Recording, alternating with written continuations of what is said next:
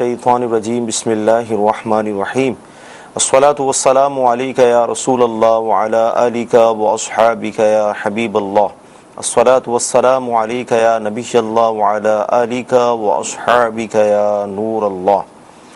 मीठे मीठे इस्लामी भाइयों और मदनी चैनल के नाज़रीन, सिलसिला दारुल इफ्ताह अहले सुन्नत में एक बार फिर हाजिर हैं।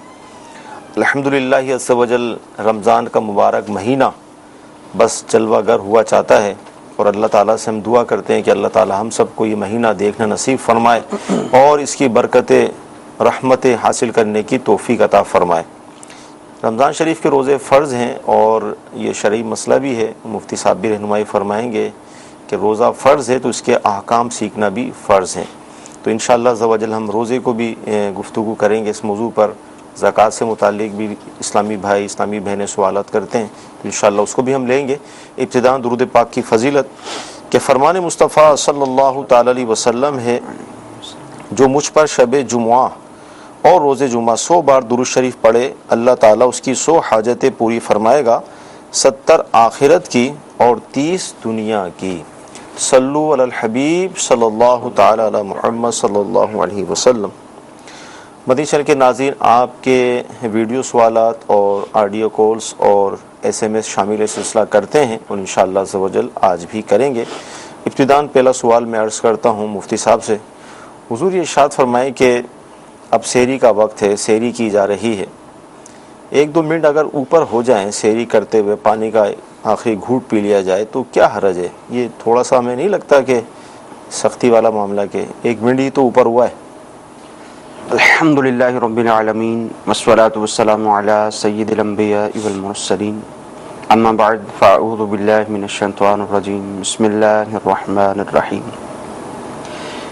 ये जुमला उमूमी तौर पर आवाम से सुना जाता है जी जी, और बिलखुसूस उन्हीं लोगों के मुंह से ये जुमला सुना जाता है जो सहरी का टाइम ख़त्म होने में 5-10 मिनट बाकी होते हैं तो अब घर वाले उनको उठा उठा के थक जाते हैं। जी जी, अब वो उठते हैं, अब ज़ाहिर है टाइम कम होता है, अब उस कम टाइम के अंदर खाते खाते जो है वो सहरी का टाइम ख़त्म हो जाता है। अब ये कहते हैं कि 1-2 मिनट ऊपर हो गए तो क्या मसला हुआ? जी, इस्लाम में कोई इतनी सख्ती थोड़ी है, दीन में कोई इतनी सख्ती थोड़ी है। जी जी, देखिए ये सख्ती वाली बात नहीं है। ये जुमला हमारी ज़बान पर आया ही इस वजह से है कि हमने खुद लेट किया है, सही, हमने खुद ताख़ीर की है। जो लोग पहले उठ जाते हैं, जो मुसलमान पहले उठते हैं, इस्लामी भाई इस्लामी बहनें पहले उठ जाते हैं, वक्त पर उठकर वो वक्त पर सहरी करके सहरी से फारिग भी हो जाते हैं और दीगर जो मामलात होते हैं वो भी करके इबादत की तैयारी के लिए, नमाज की तैयारी के लिए वो कमर बस्ता हो जाते हैं। सही। तो ये इन्हीं की ज़बान पर होता है जो देर से उठते हैं। अब जो देर से उठने वाला है वो कह रहा है नहीं इस्लाम में इतनी सख्ती नहीं है, इतना लंबा रोज़ा है, 2-3 मिनट आगे भी हो जाए तो क्या मसला है? देखें, अव्वलन तो ये देखना है कि रोज़ा है क्या। सही। रोज़ा जो बयान किया गया है, जिसके अहकाम भी बयान किए गए हैं, जिसके फ़ज़ाइल बयान किए गए हैं, जिसके मुताल्लिक़ ये फरमाया गया कि तुम रोज़ा रखो शायद कि तुम्हें परहेज़गारी मिले, जी जी, वो असल में है क्या? सही। वो यही है कि जब सहरी का वक्त ख़त्म होगा तो अब आपने खाना पीना और दीगर जो भी मामलात हैं जिनसे रोज़ा टूट जाता है उनसे आपने रुकना है। सही।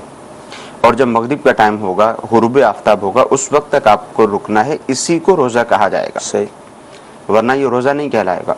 और जहाँ तक सख्ती का ताल्लुक़ है, अब जो शख्स ये कहता है सख्ती है, अब बिलफर्ज मिसाल के तौर पर समझाने के लिए कह रहा हूँ, अगर यही रोज़े का वक्त ज़ुहर के टाइम में शुरू हो रहा होता, सही, तो जो ताख़ीर करने वाला है वो ज़ुहर के टाइम में भी यही कहता कि 2 मिनट ऊपर हो गए तो क्या मसला क्या होगा? हरज है? तो ये सख्ती नहीं है। अल्हम्दुलिल्लाह अज़्ज़ व जल इस्लाम में कोई सख्ती नहीं है।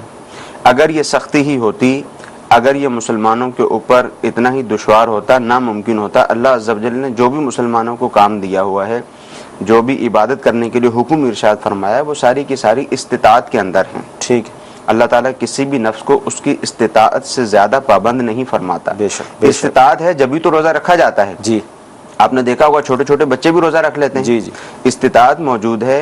ये जो ताख़ीर करने वाला है इसको दीन इस्लाम इस एतबार से सख्त महसूस होता है कि 2-3 मिनट ऊपर हो जाएंगे तो क्या होगा। जी, तो होना यही चाहिए कि वक्त पर उठें और वक्त पे उठकर जो सहरी का इंतज़ाम करना है वो सहरी का इंतज़ाम करें और सहरी खा लें, ताकि इस तरह के जुमले इस्लाम के मुताल्लिक़ ना कह जाएं। अल्हम्दुलिल्लाह अज़्ज़ व जल दीन इस्लाम ही वो वाहिद दीन है, जी जी, बेशक, जो सबसे आसान दीन है। مگر یہ ہے کہ ہمیں اس کے اصول و ضوابط کے اوپر جب ہم چلیں گے تو ہمیں آسان ہی لگے گا. جب ہم اس کے اصول و ضوابط کو ترک کر دیں گے, اس کے اصول و ضوابط کو پس پش ڈالیں گے, اب ہمیں مشکل لگے گا. ایک مثال میں آپ کو دے دیتا ہوں. جی. جیسے طلاق کا مسئلہ ہے. جی. اسلام نے بڑے پیارے اصول و ضوابط اس کے بیان فرمائے کہ جب کوئی شخص طلاق دینا چاہے, ناگزیر ہو جائے, کوئی صورت ساتھ رہنے کی نہ ہو. پہلے تو اسلام اسی بات کی ترغیب دلاتا ہے جی. کہ آپس میں میاں بیوی میں جھگڑا ہوا, آپس میں اگر حل نہیں ہوتا تو دونوں طرف کے بڑے لوگ بیٹھیں, بزرگ بیٹھیں, آپس میں بیٹھ کے بات چیت کریں. کوئی صورت اگر نہیں بنتی اور اب طلاق دینا ہی ناگزیر ہے تو اسلام نے فرمایا کہ ایک طلاق دی جائے, وہ اس کی بھی دیگر اور کچھ شرائط بھی ہیں. صحیح. اب ہمارے ہاں کیا ہوتا ہے کہ وہ ایک ساتھ ہی 3 طلاقیں دے دیتا ہے, ٹھیک, اور پھر آ کر وہ یہی کہتا ہے کہ اسلام سخت نہیں ہے. صحیح. اسلام تو واقعی سخت نہیں ہے. اسلام نے آپ کو ایک ایسا طریقہ بتایا تھا, اگر آپ اس کے مطابق طلاق دیتے, آپ کے پاس بھی سوچنے کا ٹائم ہوتا, آپ کی زوجہ کے پاس بھی سوچنے کا ٹائم ہوتا, دونوں فیملیز کے پاس بھی سوچنے کا ٹائم ہوتا, مگر آپ نے وہ ختم کر دیا. حضرت سیدنا عبداللہ ابن عباس رضی اللہ تعالیٰ عنہ, جی, ان کے پاس یہ فرماتے ہیں میرے پاس لوگ آتے ہیں طلاق دے کے آ جاتے ہیں. اب وہ پوچھتے ہیں کہ ہمارے لیے کوئی راستہ ہے؟ جی, تو فرماتے ہیں راستہ اس شخص کے لیے ہوتا ہے جو اللہ تعالیٰ سے ڈرے. صحیح. جو اللہ تعالیٰ سے ڈرے گا وہ اللہ تعالیٰ کے احکامات پر عمل کرے گا, اور اللہ تعالیٰ کے احکامات پر عمل کرتے ہوئے وہ ایک طلاق دے گا. صحیح. اسی کے لیے راستہ ہوگا. جس نے ایک ساتھ 3 طلاقیں دے دی وہ اللہ تعالیٰ سے ڈرا نہیں. صحیح. اسلام نے جتنے راستے اس کو دیے تھے وہ سارے راستے اپنے ہاتھوں سے بند کر کے آ گیا. صحیح. اب وہ کہتا ہے کہ میرے لیے کوئی راستہ ہے. اب جب اس سے کہا جاتا ہے کہ نہیں تمہارے لیے راستہ نہیں ہے, تو وہ کہتا ہے نہیں, اسلام بہت سخت ہے. اسلام نے جو راستہ دیا تھا آپ کو, ایک طلاق کا راستہ دیا تھا, پھر دوسری طلاق کا راستہ دیا تھا, اور اس کے بیچ میں کافی سارا طویل وقت بھی تھا, وہ سارے راستے تو آپ نے اپنے ہاتھوں سے بند کر دیے. چلیے یہاں پر میں ایک عرض کروں گا, جیسے آپ یہ فرما رہے ہیں کہ منتھلی وائز جو اس کا حکم ہے, لیکن معاملہ یہ ہے کہ ہم لوگوں کی عادت یہ ہے کہ ہم کوئی بھی کام کرنے سے پہلے اس کا مطالعہ اور جو شریعت کے احکام ہے وہ پڑھتے نہیں. جیسے اب رمضان شریف کا روزہ ہی دیکھ لیں, تو کیا ہم نے روزہ اس کے احکام پڑھے, سیکھے, کسی سے معلومات کی کہ بھئی روزہ کس طرح ٹوٹتا ہے, ٹوٹنے کی صورتیں کیا ہیں, اگر ہم قصدن توڑیں گے تو کیا حکم ہوگا, اگر بلا قصد یہ کام ہو گیا تو اس صورت میں قضا کی صورت کیا ہوگی. یعنی عادت نہیں ہے کہ ابتداءً ہم پہلے کچھ پڑھ لیں. جیسے شادی ہوتی تو کیا دونوں شادی سے پہلے اس کے احکام پڑھتے ہیں کہ آگے زندگی کس طرح گزاریں گے؟ بالکل یہ بھی ہوتا ہے جی, کہ اب جب وہ مسئلہ معلوم کرنے کے لیے آتے ہیں تو وہ کہتے ہیں ہمیں تو معلوم ہی نہیں تھا, ہمیں تو یہ بات معلوم تھی جو آپ بتا رہے ہیں, یہ تو ہمیں معلوم نہیں تھی. اور انہیں وہ والی بات معلوم ہوتی ہے جو عوام الناس کی بات ہوتی ہے. پھر ان سے یہی کہا جاتا ہے کہ آپ مسلمان ہیں, آپ ایک کام کرنے کے لیے جا رہے ہیں, آپ کو مسائل معلوم ہونے چاہیے. اسی طرح روزے کے متعلق ہے, اور یوں ہی طلاق کے متعلق ہے. اب طلاق میں بعض اوقات ایسا بھی ہوتا ہے کہ ہمارے ہاں لوگوں کے اندر یہ بات پائی جاتی ہے, جب آپس میں اختلاف ہو جاتا ہے, چپکلش ہو جاتی ہے اور انتہا ہو جاتی ہے کہ نہیں بس اب گھر نہیں بچ سکتا. اب بعض اوقات لڑکی والوں کی طرف سے ہی یہ مطالبہ ہوتا ہے کہ بھائی 3 طلاق دیں آپ. صحیح. وہ یہ سمجھتے ہیں کہ اگر 3 طلاق نہیں دے گا تو ان کا جو رشتہ ہے وہ ختم نہیں ہوگا. حالانکہ ایسی کوئی بات نہیں ہے. اگر کسی کے پاس بیٹھے ہوتے, کسی کے پاس بیٹھ کر سمجھا ہوتا تو یہ بات ان کو معلوم ہوتی کہ اگر شوہر 1 طلاق بھی دے دے اور اس کے بعد عورت کو چھوڑ دے, یہاں تک کہ اس کی 3 ماہواریاں گزر جائیں, تو عورت شوہر کے نکاح سے نکل جاتی ہے. صحیح. تو اصل مسئلہ یہ تھا کہ ایک تو دینی معلومات حاصل نہیں کرتے, دینی معلومات حاصل نہ ہونے کی بنا پر اسلام نے جو آسانیاں مہیا کی ہوئی ہیں وہ ساری آسانیاں چھوڑ دیتے ہیں, اپنے پاؤں پر کلہاڑی مارتے ہیں اور پھر کہتے ہیں کہ اسلام میں سختی ہے. جیسے یہ سحری والا مسئلہ ہے, بہت ایک طویل ٹائم ہے سحری کا. جی, بہت اس میں آپ کسی بھی وقت میں سحری کر سکتے ہیں, مگر جب آپ اٹھیں گے ہی دیر سے, اب آپ 2 منٹ کیا, 1 منٹ کیا, 5 سیکنڈ بھی آپ اوپر لے کر جائیں گے تو آپ کا روزہ نہیں ہوگا. مدنی چل کے ناظرین, مفتی صاحب نے بہت پیارے انداز میں رہنمائی فرمائی ان لوگوں کے لیے کہ جو 2-3 منٹ اگر اوپر ہو جائیں تو جو وسوسے کا شکار ہو کر نعوذ باللہ من ذالک اسلام پر سختی کا الزام لگاتے ہیں. تو اس حوالے سے بیان کیا گیا. انشاءاللہ عز و جل مزید گفتگو کریں گے. آئیے آپ کا ویڈیو سوال ہم شامل کرتے ہیں. میرا نام مدثر حسین قادری اطاری ہے, میں گلاسگو اسکاٹ لینڈ سے عرض کر رہا ہوں. میرا سوال یہ ہے, کیا قے سے روزہ ٹوٹ جاتا ہے؟ کہ الٹی جو ہو جاتی ہے اس سے روزہ ٹوٹ جاتا ہے؟ دیکھیے قے کی مختلف صورتیں ہیں. جی, بعض صورتوں میں روزہ ٹوٹ جاتا ہے, بعض صورتوں میں روزہ نہیں ٹوٹتا. تو جن دو صورتوں میں روزہ ٹوٹ جاتا ہے وہ جی. 2 صورتیں میں بیان کر دیتا ہوں، صحیح. انہی کو یاد رکھ لیا جائے. ٹھیک ہے. ایک صورت تو یہ ہے کہ کوئی شخص جان بوجھ کر کرے، صحیح. اس کو اپنا روزہ دار ہونا یاد بھی ہے صحیح. اور اس نے جان بوجھ کر کوئی طریقہ اختیار کیا اور جان بوجھ کر کی، اور اس کی یہ جو ہے منہ بھر اس کو ہوئی، صحیح. جس کو روکنے کی کوشش بھی انسان کرے تو نہیں رکتی، صحیح. تو ایسے صورت میں اس کا روزہ ٹوٹ جائے گا. ٹھیک ہے. دوسری صورت روزہ ٹوٹنے کی یہ ہے کہ خود بخود ہو اور منہ بھر ہو. صحیح. خود بخود ہوئی اور منہ بھر ہوئی اور یہ جان بوجھ کر اس میں سے اپنے اندر واپس لے گیا، صحیح. میں سے کچھ حصہ واپس لے گیا، تو اس صورت میں بھی روزہ ٹوٹ جائے گا. تو یہ 2 صورتیں ہیں جس میں کی صورت میں روزہ ٹوٹ جائے گا. جیسے بعض اوقات متلی آتی ہے، تھوڑی سی گلے کے اندر کوئی چیز آئی، وہ واپس چلی گئی، اس سے روزہ نہیں ٹوٹے گا. ہلکی سی ہو بھی گئی، صحیح. اس صورت میں بھی روزہ نہیں ٹوٹے گا. جان بوجھ کر کہنے کی خود بخود ہوئی اور بہت زیادہ ہوئی، منہ بھر ہوئی، جان بوجھ کر نہیں کی، خود بخود ہوئی ہے، تو اس سے بھی روزہ نہیں ٹوٹے گا. تو فقط 2 ہی صورتیں ہیں. ایک صورت جان بوجھ کر کرنے کی ہے، روزہ دار ہونا یاد ہے، جان بوجھ کر کی، اور دوسری صورت منہ بھر خود بخود ہوئی اور اس میں سے کچھ حصہ یہ واپس لے گیا. تو یہ 2 صورتیں روزہ ٹوٹ جانے کی ہیں. مدنی چینل کے ناظرین، رمضان شریف کا مبارک مہینہ یہ عبادت کا مہینہ ہے.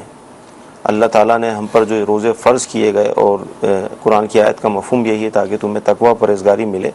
تو کھانے پینے کی احتیاط بہت ضروری ہے. اگر اس مہینے کو اچھے انداز میں گزارنا ہے تو کھانے پینے کی احتیاط بہت ضروری ہے. ایسا نہ ہو کہ ہم جس طرح امیر اہل سنت ارشاد فرماتے ہیں کہ سحری میں اس لیے زیادہ کھاتے ہیں کہ دن بھر بھوکے رہیں گے، اور افطار میں اس لیے زیادہ کھاتے ہیں کہ دن بھر بھوکے رہے ہیں. تو اگر اس فارمولے پہ عمل کریں گے تو پھر ہوگا یہی کہ الٹیاں بھی ہوں گی، پیٹ خراب بھی ہوگا، بد ہضمی بھی ہوگی، اور پھر بقیہ جو مہینہ ہوگا ہو سکتا ہے کہ پہلے عشرے کے اندر ہی اگر اس طرح کا مسئلہ درپیش ہو گیا تو بقیہ 2 عشرے پھر کس طرح گزریں گے. تو لہذا کھانے پینے کی بہت احتیاط کریں تاکہ اچھے انداز میں روزے گزریں، اچھے انداز میں ہم 5 نمازیں پڑھ سکیں، تراویح ادا کر سکیں، قرآن کی تلاوت کریں، ذکر اللہ کریں. 11 مہینے کھانے کے ہمیں ملتے ہی ہیں، اگرچہ اس میں بھی احتیاط کرنی چاہیے، لیکن رمضان کا مہینہ تھوڑا سا اگر ٹیکنیکل بھی دیکھیں تو یہ کھانے پینے کا مہینہ ان معنوں کے نہیں ہے کہ دن کے اندر تو روزہ ہے ہم پر. کیا فرمائیں گے؟ اس میں یہ بھی دیکھا گیا ہے جی جی کہ جب ماہ مبارک شروع ہونے والا ہوتا ہے جی جی تو پلاننگ ہوتی ہے. جی ایک صحابہ کرام کی، بزرگان دین کی پلاننگ ہوتی تھی، جی جی اور ایک ہماری پلاننگ ہوتی ہے. ہماری پلاننگ یہ ہوتی ہے کہ سحری میں کیا کھانا ہے، جی افطاری میں کیا کھانا ہے، اور افطاری کرنے کے بعد مغرب اور عشاء کے درمیان واپسی آ کر کھانا کیا کھانا ہے، جی جی تراویح کے بعد آ کر کیا کھانا ہے. تو عمومی طور پر یہ دیکھا گیا ہے کہ ہماری پلاننگ اس طرح کی ہوتی ہے. حالانکہ ماہ مبارک کے اندر جو پلاننگ ہونی چاہیے وہ عبادت کے اعتبار سے ہونی چاہیے کہ ہم نے عبادت کیسے کرنی ہے. یہ پیارا مہینہ جو ہے عبادت میں گزارنے کے لیے ہمیں کون کون سا طریقہ اختیار کرنا ہے، جی کون سے وقت میں تلاوت قرآن پاک کرنی ہے، کون سے وقت میں ہم نے نوافل ادا کرنے ہیں، کون کون سے وقت کے اندر ہم نے دیگر عبادات کرنی ہے. تو اس چیز کی پلاننگ ہونی چاہیے. صحیح. پورا کھانے پینے کی ٹائم ٹیبل بنائیں پورا کہ کس طرح ہمیں یہ مہینہ گزارنا ہے، اور احتیاطیں جو بیان کی جا رہی ہیں اگر اس کے ساتھ گزاریں گے تو انشاءاللہ عز و جل اب تک کے جتنے رمضان شریف کے مہینے پائے اس سے بہتر ہی انشاءاللہ عز و جل یہ مہینہ آپ کا گزرے گا. آئیے ہم کالس لیتے ہیں. اگر کسی کا قرض ادا کرنا ہو اور انسان گھر سے باہر نہ نکلے اور 2-3 دن 4 دن نمازیں گھر میں ہی ادا کر لے یا مسجد میں جانا ضروری ہے؟ غالباً چھپنے والی کیفیت ہوگی، قرض ادا کرنا ہے اور باہر نکلیں گے تو نماز گھر میں پڑھیں. دیکھیں عمومی طور پر ایسی کیفیت ہوتی نہیں ہے. اگر اس شخص کو معلوم ہے کہ یہ گھر پہ موجود ہے جی جی تو ظاہر ہے وہ گھر پہ آ جائے گا. صحیح. ایسی کیفیت کم ہوتی ہے. صحیح. ہاں ایسی کیفیت ہے کہ اب یہ گھر سے باہر نکل کر جائے گا، جماعت کے ساتھ نماز پڑھنے کے لیے جائے گا، تو جس شخص نے اس سے رقم لینی ہے، جس سے قرض اس نے لیا ہوا ہے، وہ شخص ایک تو یہ طریقہ ہوتا ہے کہ یہ اس سے ملا، اس نے اس سے کہا میرا قرض دے دو، صحیح، ہماری مہربانی، بہت عرصہ گزر گیا، جو تم نے وقت لیا تھا وہ وقت بھی چلا گیا. تو اگر اس طرح کی کیفیت ہے تو اس کو جانا ہے جماعت سے. ہاں اگر ایسی کیفیت ہے کہ سامنے والا شخص جو ہے وہ اس کو پکڑ کے زد و کوب کرنا شروع کر دے گا، صحیح، اس کو ذلیل و رسوا کرے گا لوگوں کے سامنے، اس طرح کی کیفیت پیدا ہوگی تو پھر اس بات کی اجازت ہوگی، ورنہ اس بات کی اجازت نہیں ہوگی.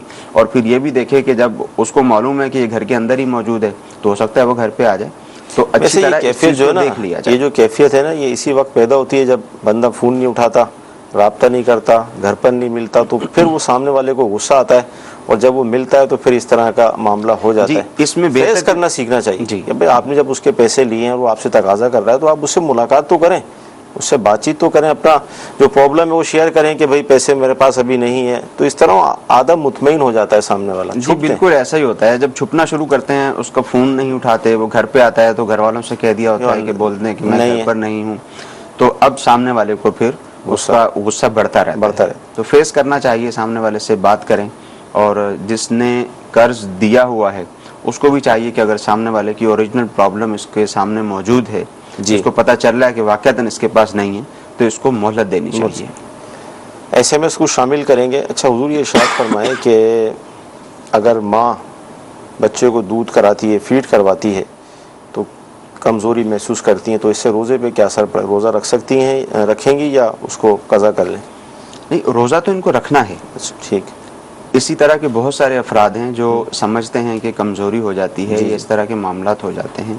اسی طرح یہ دودھ پلانے کا مسئلہ ہے, اسی طرح عورت حمل سے ہے اس کا مسئلہ ہے. جی, جی, تو ہونا یہ چاہیے, عمومی طور پر یہ دیکھا گیا ہے کہ وہ آپس میں مشورہ کرتے ہیں کہ نہیں پرابلم ہو جائے گی, روزہ نہیں رکھتے. صحیح. ایسا نہیں ہونا چاہیے. رمضان المبارک سے پہلے ہی روزہ رکھ کے دیکھ لینا چاہیے. صحیح.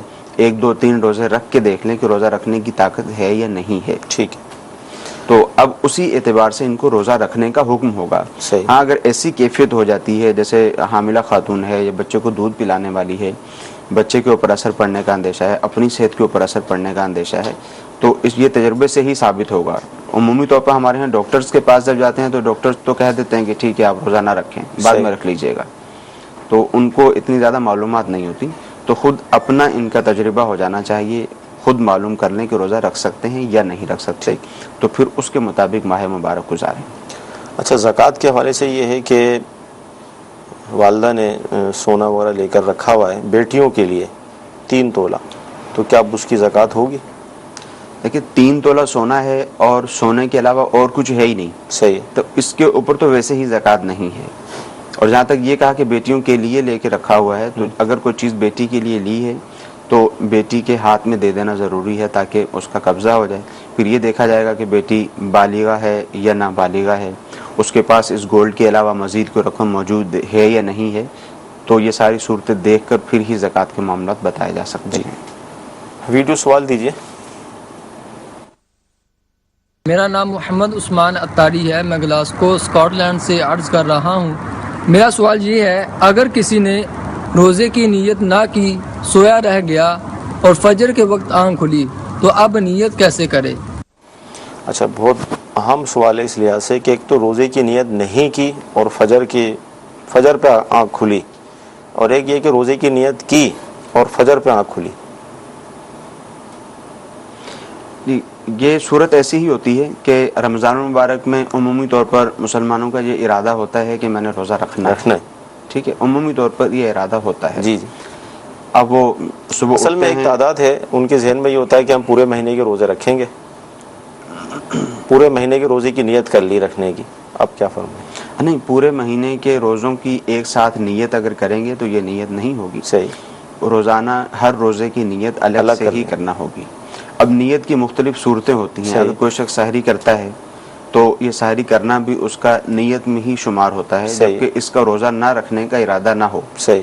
تو یہ بھی اس کا نیت میں ہی شمار ہوتا ہے. صحیح. ہاں بعض اوقات ایسی کیفیت ہوتی ہے کہ معلوم نہیں ہے کل روزہ رکھوں گا یا نہیں رکھوں گا, کوئی پریشانی آ گئی, کوئی اس طرح کی کیفیت سامنے آ گئی. اب سحری کے وقت میں آنکھ نہیں کھلی, اب فجر کی نماز میں آنکھ کھلی. جی. اب نیت کرنے کی کیا صورت ہوگی, نیت کیسے کریں گے؟ تو یہ بات ذہن میں رہے کہ رمضان کا روزہ یعنی ادائے رمضان کا روزہ, جی, اور یوں ہی نظر معین اور نفل روزہ, جی جی, ان کی نیت زوال کے وقت تک ہو سکتی ہے, ظاہرہ کبریٰ تک ہو سکتی ہے. صحیح. جیسے 11:45 ٹائمنگ ہے, عموماً ٹائم تبدیل ہوتا رہتا ہے. ظہر سے آدھا پونا گھنٹہ پہلے یہ ٹائم ہوتا ہے. جی جی. اس سے پہلے نیت جو ہے وہ کر سکتے ہیں, اس کی شرعی طور پر اجازت ہے. یہ رمضان کا روزہ ہے تو رمضان کے روزے میں بھی اس طرح نیت کرنے کی ان کو اجازت ہے, مگر نیت کرنے میں اس بات کا خیال رہے, جیسے مثال کے طور پر فجر میں ان کی آنکھ کھلی یا انہوں نے 10 بجے 9 بجے 8 بجے نیت کی, تو اب جب نیت کریں گے تو یوں نیت کریں گے کہ میں صبح سے روزے سے ہوں. صحیح. یہ نیت نہیں کریں گے کہ میں اب سے روزے سے ہوں. اگر یہ کہا کہ میں اب سے روزے سے ہوں تو روزہ نہیں ہوگا، کیونکہ روزے کا جو وقت ہے وہ وہی صبح سے ہی ہے. صحیح. یہ نیت کرے گا کہ میں صبح سے روزے سے ہوں، اور جب اس نے روزے کی نیت کی 3-4 گھنٹے چونکہ گزر چکے ہیں تو اب روزے کے خلاف کوئی کام بھی نہ پایا گیا ہو، یعنی جان بوجھ کر اس نے کھایا پیا نہ ہو، یا دیگر جو بھی افعال ایسے ہیں جن سے روزہ ٹوٹ جاتا ہے، جان بوجھ کر اس نے ایسا کوئی فعل بھی نہ کیا ہو، تو ایسی صورت میں پھر یہ روزے کی نیت کر سکتا ہے اور یہ کہے گا کہ میں صبح سے روزے سے ہوں. مدنی شہر کے ناظرین، فیضان رمضان امیر اہل سنت کی ایک مایہ ناز تصنیف ہے اور فیضان سنت کا ایک باب بھی ہے، اور مطلب میں تو یہ عرض کروں گا کہ اللہ تعالیٰ کی رحمت سے اس وقت روح زمین پر اردو میں بالخصوص، اگرچہ اس کی دیگر زبانوں میں ٹرانسلیشن بھی ہو چکی ہے، اس کے تراجم بھی موجود ہیں، لیکن کہتے ہیں نا امت کی رہنمائی کے لیے اتنی آسان اور اتنے ضروری مسائل اس کے اندر موجود ہیں، آپ اس کو ضرور حاصل کر لیں. اس کا ویسے تو رمضان شریف سے پہلے ہی مطالعہ کر لینا چاہیے، لیکن پھر بھی چلیں، رمضان شریف کا مہینہ شروع ہونے والا ہے تو ابھی لے لیں، ابھی پڑھ لیں. اب جیسے نیت کی بات مفتی صاحب نے ارشاد فرمائی، تو 20 مدنی پھول اس کے اندر نیت کے حوالے سے لکھے ہیں کہ نیت ہے کیا. تو میری مدنی التجا ہے اور میں امید کرتا ہوں کہ آپ ضرور اس کتاب کو حاصل کر لیں گے. جی مزید کالس دیجیے. میرا یہ سوال ہے کہ میرے ایک دوست نے نا حج کے لیے رقم رکھی تھی تقریباً 6 لاکھ روپے، تقریباً 2 سال ہو گئے، ایک دفعہ نام نہیں آیا پھر دوبارہ بھی نام نہیں آیا، کیا اس پہ زکوٰۃ لاگو ہوگی یا نہیں ہوگی؟ بعض اوقات جیسے نام نہیں آتا اور پیسے تو ہوتے ہیں موجود. دیکھیں زکوٰۃ تو لازم ہوگی، جو صورت انہوں نے بیان کی ہے دونوں ہی مرتبہ زکوٰۃ کی ادائیگی تو ان کو کرنا ہوگی، مگر انہوں نے کہا ہے کہ 6 لاکھ روپے رکھے ہوئے تھے، جی. نام نہیں آیا، یعنی سرکاری اسکیم میں نام نہیں آیا تو اب وہ حج کے لیے نہیں گئے، تو ایسا نہیں کر سکتے. صحیح. اگر سرکاری اسکیم میں نام نہیں آیا اور ان کے پاس اتنی رقم موجود ہے کہ یہ پرائیویٹ کسی ادارے سے حج کر سکتے ہیں اور اتنی استطاعت موجود ہے، اتنی رقم موجود ہے، یہ جائیں گے، جانے کا آنے کا وہاں کا خرچ بھی موجود ہے اور پیچھے فیملی کے اخراجات بھی ان کے پاس موجود ہیں، تو ان پہ لازم تھا کہ یہ پرائیویٹ طریقہ کار سے حج کرتے. ٹھیک. جی اگلی کون؟ میں خالد بات کر رہا ہوں کراچی سے. مجھے ایک مسئلہ یہ پوچھنا ہے، اگر کوئی ہم کسی کو زکوٰۃ دینا چاہیں اور جو میاں بیوی ہیں، جو بیوی ہیں وہ جو ہے سید ہیں اور جو میاں ہیں وہ غیر سید ہیں اور ان کے بچے بھی ہیں، اگر ہم اس فیملی کی اعانت کرنا چاہیں تو کیا بچوں کو زکوٰۃ کا مالک اس عورت کو یہ کہہ کے کہ بچے اس زکوٰۃ کے مالک ہیں تو یہ دیا جا سکتا ہے یا نہیں دیا سکتا؟ زکوٰۃ دینی ہے لیکن دونوں میں کوئی ایک سید اگر ہے تو. جی یہ صورت انہوں نے یہ بیان کی ہے کہ شوہر سید نہیں ہے، عورت جو ہے یعنی بیوی جو ہے وہ سیدہ ہے، تو جو نسب چلتا ہے وہ والد سے چلتا ہے. جی جی. تو جو بچے ہیں وہ سید نہیں ہیں. اب کوئی شخص بچوں کو اپنی زکوٰۃ دینا چاہتا ہے تو زکوٰۃ دے سکتا ہے، اس کی شرعی طور پہ اجازت ہے. ٹھیک. جی اگلی کال. سوال، ابھی رمضان کے مہینے میں 6 دن میں تراویح ختم کر رہی، یہ قرآن مکمل ہوتا ہے تو وہ تراویح پڑھ سکتی کیا؟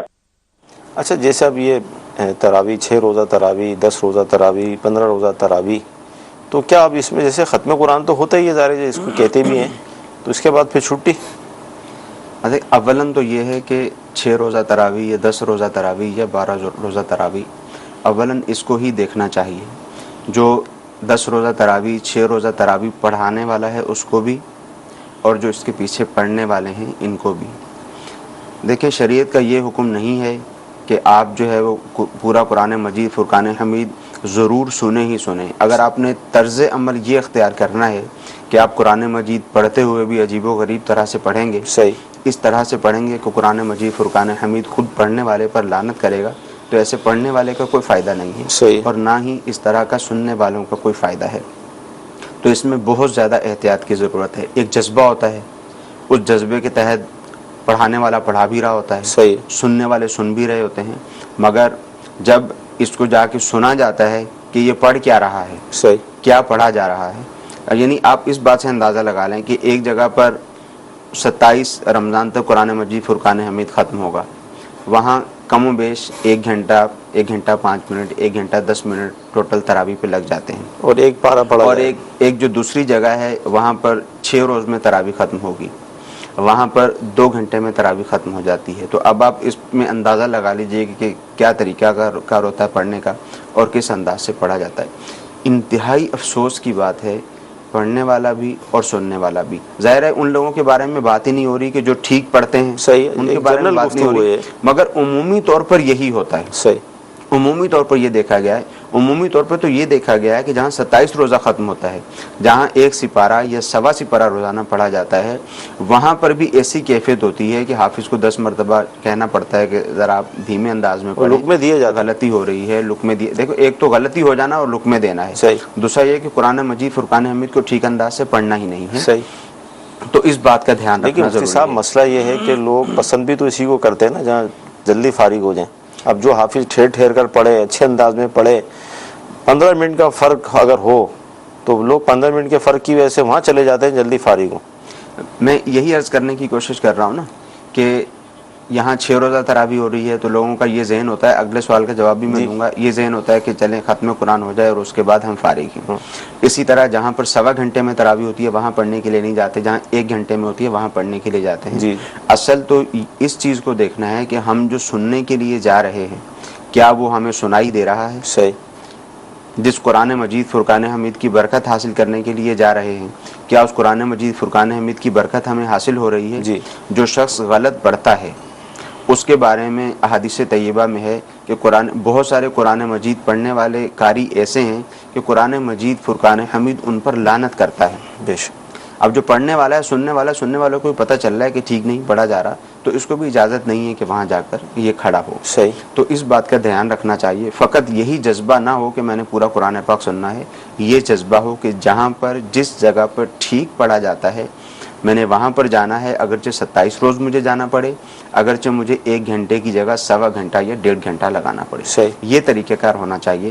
باقی پھر کسی نے 6 روزہ تراویح پڑھ لی, 12 روزہ تراویح پڑھ لی, 10 روزہ تراویح پڑھ لی, تو اب اس کا یہ مطلب نہیں ہے کہ پورے ماہ مبارک میں اب یہ تراویح ادا نہیں کرے گا.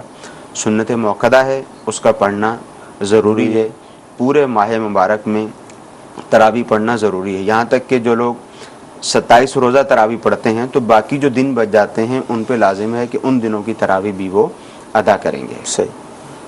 مدنی چل کے ناظرین, وہی بات ہے کہ رمضان کا مہینہ پہلے سے اگر ہم پلاننگ کر لیں گے اس کو اچھے انداز میں گزارنے کی اور پھر اس پر چلیں گے. امام اعظم ابو حنیفہ رحمۃ اللہ تعالی علیہ رمضان کے مہینے میں 61 قرآن پڑھتے تھے. اگرچہ ہم بعض اوقات یہ کہہ کر سائڈ سے نکل جاتے ہیں کہ یہ تو ان کی کرامت تھی, وہ پڑھ لیں, ہم اس قابل کہاں, ہم کیسے پڑھ سکتے ہیں. تو چلیں 61 نہیں پڑھ سکتے تو 1 2 3 4 اتنے تو پڑھ سکتے ہیں. تو اس کے لیے پہلے سے پلان ہوگا. پھر تراویح کا جس طرح مفتی صاحب نے فرمایا جو حال ہے, اللہ تعالی ہمیں صحیح طرح تراویح پڑھنے اور سننے کی توفیق عطا فرمائے. مزید کالس لیں گے. محمد رضوان قریشی حیدرآباد سے عرض کر رہا ہوں. میرا سوال یہ ہے دارالفتا اہل سنت میں مسجد میں زکوٰۃ دے سکتے ہیں, ڈائریکٹ مسجد اور مدرسے میں لگا سکتے ہیں زکوٰۃ؟ مسجد اور مدرسے میں زکوٰۃ ڈائریکٹ لگا سکتے ہیں. زکوٰۃ کی ادائیگی کے لیے یہ ضروری ہے کہ شرعی فقیر کو زکوٰۃ کا مالک بنایا جائے. صحیح. یہ ضروری بات ہے.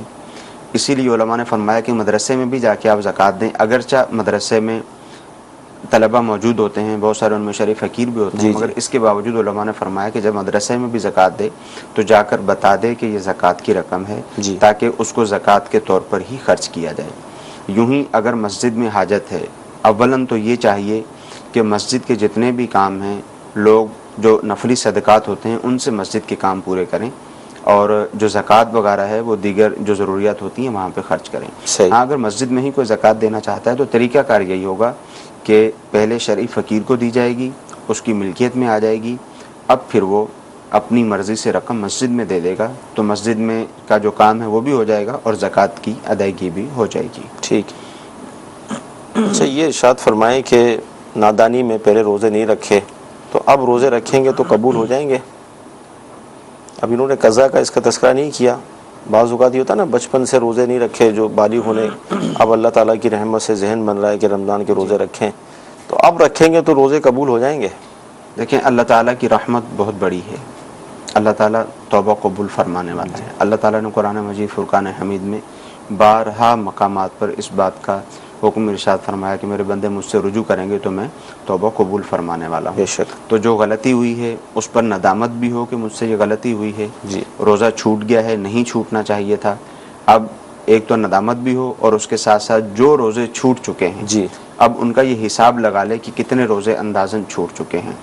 بالغ ہونے کا اگر معلوم ہے کہ کب بالغ ہوئے تھے تو اس کے بعد سے دیکھ لیں، اور اگر بالغ ہونے کی تاریخ معلوم نہیں ہے تو 12 سال کی عمر سے دیکھ لیں، اور اس کے اعتبار سے اندازہ لگا لیں کہ کتنے روزے ہیں، ان کو اپنے پاس لکھ لیں، اور پھر جتنی جلدی ممکن ہو سکے تمام روزوں کی ادائیگی کر لیں۔ اچھا، ہمارے گھر میں یہ SMS آیا ہے کہ یہ کہا جاتا ہے کہ ابھی سحری میں ٹائم ہے، اذان ہو تب مطلب سحری بند کیجئے گا، تو کیا فرماتے ہیں اس حوالے سے؟ محمد طارق صاحب ہیں ہمارے۔ یہ بات ذہن میں رہے کہ چوٹیاں نظر آ جائیں، یہ بھی ہے۔ اذان کے ساتھ سحری کا کوئی تعلق نہیں ہے۔ صحیح۔ اذان پورا سال ہی دی جاتی ہے۔ صحیح۔ اذان فجر کی تو پورا سال ہی ہوتی ہے، اور فجر کی جو اذان ہے وہ فجر کی نماز کے لیے دی جاتی ہے۔ صحیح۔ اس کا سحری کے ساتھ کوئی تعلق نہیں ہے۔ ہاں، رمضان المبارک میں یہ ہوتا ہے کہ جو ہی سحری کا وقت ختم ہوتا ہے اذان دے دی جاتی ہے، فوراً اذان ہو جاتی ہے، مگر اس کا کچھ تعلق نہیں ہے، اس کے ساتھ کوئی تعلق نہیں ہے۔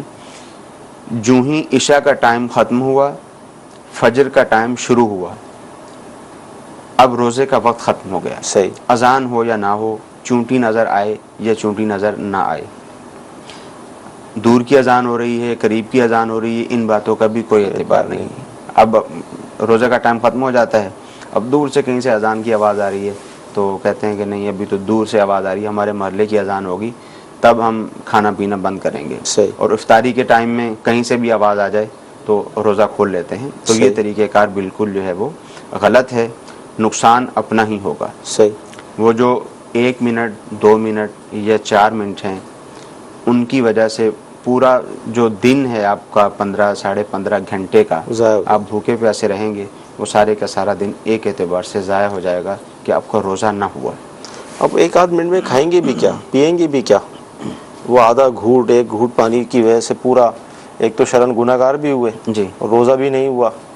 اچھا، ماضی میں اگر اس طرح روزے رکھے، جیسے دعوت اسلامی کے مدنی ماحول نے اللہ تعالیٰ کی رحمت سے بہت ہم پر احسانات ہیں، ہماری نسلوں پر دعوت اسلامی کے اہل سنت کے احسانات ہیں، یعنی ماضی میں اگر ایسے روزے رکھے کہ جو اذان پر بند کیے اور آج مدنی ماحول سے وابستہ ہو گئی، یہ ذہن مل گیا، پتہ چل گیا ہمیں مسئلہ، تو اب ان روزوں کا کیا ہوگا؟ معاف ہو گئے وہ؟ نہیں، روزے معاف تو نہیں ہوں گے۔ جو روزے بھی اس طرح سے رکھے جی کہ طلوع صبح صادق ہو گئی جی، اور اب یہ کھاتے رہے، ساری کا ٹائم ختم ہو گیا، یہ کھاتے رہے، اگرچہ 1 لقمہ کھایا ہو، اگرچہ 1 گھونٹ پانی کا پیا ہو، صحیح، تو وہ روزے نہیں ہوئے۔ صحیح۔ اس کا بھی حساب لگانا ہوگا، اس کا بھی اندازہ کرنا ہوگا کہ کتنے روزے اس طرح سے رکھے تھے۔ اگرچہ وہ روزے رکھے تھے، صحیح، 15 گھنٹے 14 گھنٹے اگرچہ بھوکے رہے تھے، مگر وہ روزے نہ ہوئے۔ اب وہ روزے دوبارہ ان کا حساب لگا لیں، ان کی گنتی کریں اور ٹھیک طریقے سے وہ روزے رکھیں۔ جی، اگلی کال۔ محسن خان اتاری بات کر رہا ہوں، ہند کے راجستھان کے نمبر شہر سے۔ جناب، میرا یہ سوال تھا کہ کسی اسلامی بھائی کو ہمیں پیسے کی ضرورت ہے، تو اور وہ ہمیں کہتا ہے کہ ہمارے یار یہ کھیت آپ گروی رکھ دیجئے، اور سال بھر میں جو بھی اگر فصل ہوگی تو اس کا کچھ حصہ، سپوز کہ آدھا حصہ ہم آپ کو دے دیں گے، باقی ہم اپنے پاس رکھیں گے، اور جب ہمارے پاس جب بھی کبھی رقم آئے گی تو ہم آپ کو لوٹا دیں گے۔ تو کیا ہم وہ فصل کا حصہ رکھ سکتے ہیں؟ اور مطلب کہیں اس میں کوئی گناہ تو نہیں کہ کہیں یہ سود کی طرح تو نہیں ہوا؟ جی، یہ سود ہی ہے۔ صحیح۔ ایک شخص نے دوسرے کو رقم قرض دی، 5 لاکھ روپے دیے، اور سامنے والے نے کہا کہ ٹھیک ہے، یہ میرا کھیت ہے، یہ میری فصل ہے، سالانہ یا 6 مہینے کے بعد جو بھی فصل یہاں پر آئے گی اس میں سے آدھی فصل میں تمہیں دیتا رہوں گا جب تک کہ میں تمہارے 5 لاکھ روپے تمہیں واپس نہیں کر دیتا۔ اب وہ 5 لاکھ روپے اس کے پاس قرض ہیں، یہ آدھی فصل اس سے لیتا رہتا ہے، تو جب تک یہ فصل لیتا رہے گا تو یہ سارے کا سارا اس کے ذمہ سود ہی لازم ہوگا، اور یہ سود ہی ہے۔ صحیح۔ مزید کالز۔ کوئی اپنی بیوی کو طلاق دیتا ہے اور جب کہ وہ حمل کے دوران ہو، طلاق ہو جائے گی؟ دوسرا یہ کہ اگر طلاق ہوتی ہے تو کیا جو حق کے مہر ہے اس کا مطالبہ ہو سکتا ہے؟ کیا فرماتے ہیں؟ حق کے مہر اور دوران پریگننٹ جو ہے وہ طلاق؟ ہمارے ہاں معروف یہی ہے کہ حمل کی حالت میں طلاق نہیں ہوتی، حالانکہ یہ غلط مسئلہ مشہور ہے۔ عورت کی کوئی بھی حالت ایسی نہیں ہے کہ شوہر اس کو طلاق دے اور طلاق واقع نہ ہو، چاہے وہ پاکی کی حالت میں ہو، چاہے ناپاکی کی حالت میں ہو، چاہے حمل کی حالت میں ہو، شوہر نے طلاق دی تو طلاق واقع ہو جائے گی، اور ظاہر ہے جب اس طلاق دے دی ہے تو جو مہر وغیرہ کی ادائیگی ہے وہ بھی اس پہ لازم ہوگی، مہر بھی ادا کرنا لازم ہوگا۔ ٹھیک ہے۔ شیخو پورا سے ہمارے عبد الوہاب بھائی ہیں، یہ پوچھ رہے ہیں کہ میری عمر 21 سال ہے اور میں دنیاوی تعلیم حاصل کر رہا ہوں، لیکن میں دین کی معلومات نالج بھی چاہتا ہوں کہ مجھے مل جائے، تو پلیز مجھے کوئی بکس اس حوالے سے آپ بتائیں جس میں نماز اور دیگر مسائل ہوں، جیسے رمضان ہے تو رمضان کے مسائل مل جائیں، نماز کے مسائل مل جائیں، کوئی بک۔ تمام جو بھی موضوعات ہیں ویسے تو ان تمام موضوعات کے اوپر ایک کتاب بھی موجود ہے، صحیح، مگر وہ ہر کسی کے بس کی نہیں ہے، صحیح، ہر کوئی پڑھ کر اس کو سمجھ نہیں سکتا، صحیح۔ الحمدللہ عز و جل امیر اہل سنت دامت برکاتہم العالیہ کی کتابیں اس موضوع پر موجود ہیں، جیسے رمضان کے لیے فیضان رمضان ہے، ٹھیک ہے، اسی طرح نماز کے لیے نماز کے احکام ہے، ٹھیک ہے، اسی طرح عشر کے مسائل کسی کو سیکھنے ہیں تو عشر کے احکام کے متعلق بھی دعوت اسلامی کی کتاب موجود ہے، حج کا اگر موضوع دین ہے، کے حوالے سے کچھ بھی سیکھنے، حج کا موضوع ہے تو رفیق الحرمین موجود ہے، عمرے کا موضوع ہے تو رفیق المعتمرین موجود ہے، تو اس طرح جو بھی جس بھی موضوع پر آپ پڑھنا چاہیں گے،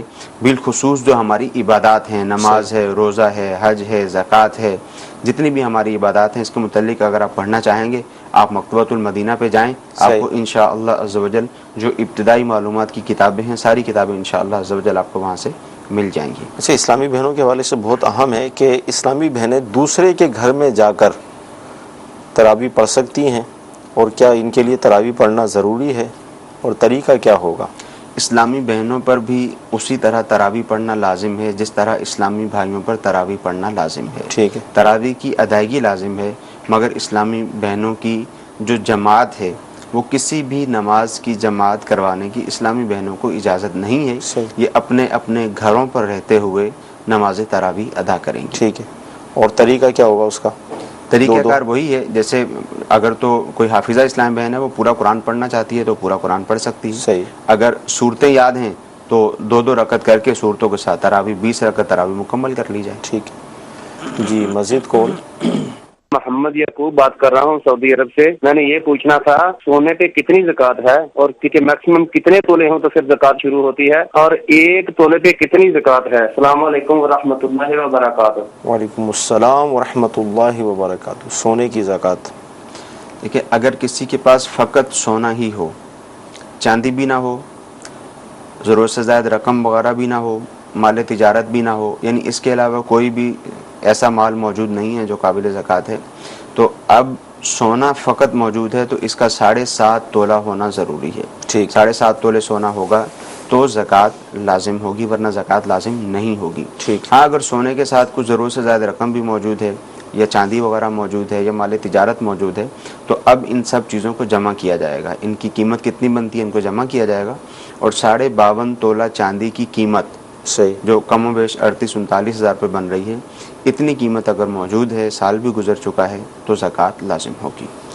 آخری ایس ایم ایس ہم شامل سلسلہ کریں گے، بہت اہم اس حوالے سے ہے کہ پنکھے کی یعنی فین کی ہوا ان کو تکلیف دیتی ہے۔ اب مساجد میں ظاہر فین لگے ہوتے ہیں، تو اب کیا یہ اپنی دکان پر گھر پر ہی نماز پڑھیں؟